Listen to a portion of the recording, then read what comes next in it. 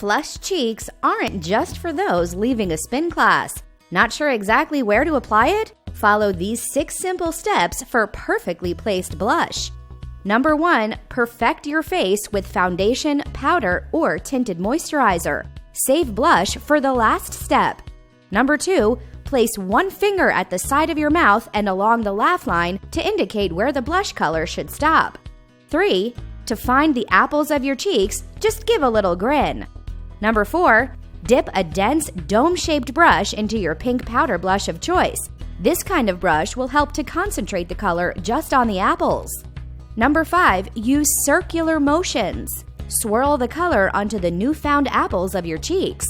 6, notice the healthy breath of color at the front of the cheeks that doesn't fall into the smile lines.